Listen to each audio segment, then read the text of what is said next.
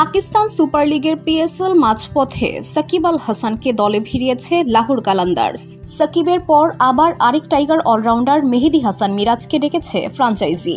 PSL খেলতে ইতিমধ্যে Bangladesh cricket board বিসিবির কাছে অনাপত্তিপত্রের এনওসি আবেদন করেছেন মিরাজ। তার অনাপত্তিপত্র চাওয়ার খবরটি গণমাধ্যমকে নিশ্চিত করেছেন বিসিবির ক্রিকেট পরিচালনা বিভাগের ব্যবস্থাপক শাহরিয়ার নাফিস।